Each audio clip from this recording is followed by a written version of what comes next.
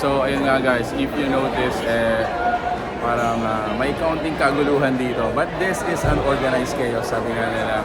Because we were invited dito po sa may Hyundai Pampanga to witness the launching of the all-new Santa Fe. So this is the 2024 Santa Fe. Meron po tayong tatlong variation dito. And yeah, if you're interested to know more, please watch this video and let's go. Yeah, alam naman po natin yung Santa Fe may mga valued client na talaga.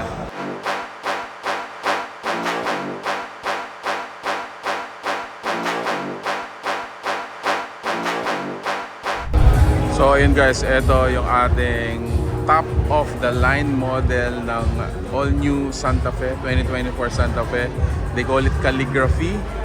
Notice, ako yung impression ko from the previous design ng Santa Fe, medyo pang family, a little bit you know, parang modest na design, no? Hindi masyadong bold. This one, I must say, talagang parang total makeover yung design natin. So it's parang, this one is bolder, more aggressive yung design. And meron tayong signature, HD signature for the Hyundai. Okay, isa pa sa mga nagustuhan ko dito, ayan, ito yung unit natin, so yung panel natin. Look at the display panel. Ang haba guys. Hindi ko alam kung ano bang pwede pang i-play dyan or something na ma-visualize, no? Pero that's very unique at saka bago sa mga nakita ko ng mga model, no guys. And then this is a wireless charger. Ayan, this one has a leather seat, no? Ayan, sunroof. Ayan, sunroof din siya. This is a 7-seater, so 2 dito, 3, tsaka 2 dun sa pinaka last row.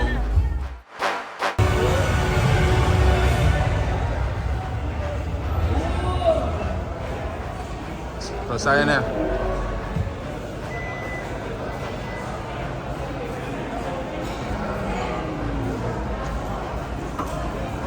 Lock. Galing. Trying out. Pasok tayo dito.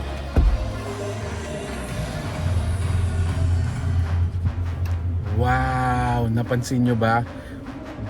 So parang meron siyang noise cancellation sa labas. And totally parang naging tahimik yung ano natin, yung sasakyan natin. Anyway, so we are at the pilot seat. Ito yung driver seat natin, guys. Yeah. What I can say, it's very spacious. Napakalaki niya for comparing it with my, you know, my current car. Napakalaki niya, yung leg space niya malaki rin.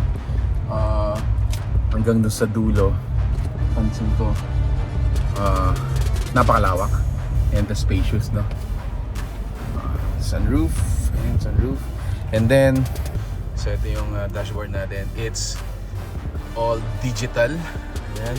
And then kadugtong pa rin ng dashboard na yan, itong panel na to, which is para sa akin, napakalaking display niyan.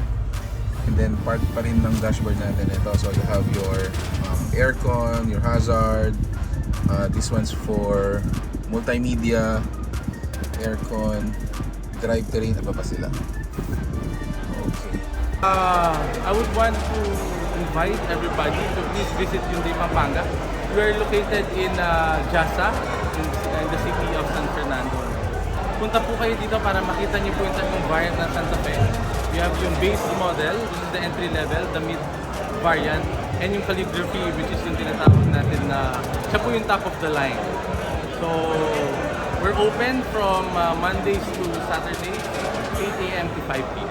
There you have it, guys. Congratulations Hyundai Pampanga for coming up with your latest model for Santa Fe. Guys, if you're interested to know more about the unit, make sure to visit them. Located po sila sa may Jose Santos Avenue, Dolores, San Fernando, Pampanga.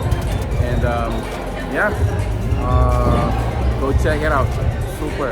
It's guapo and for sure, mabibihani. You're gonna say wow to this unit.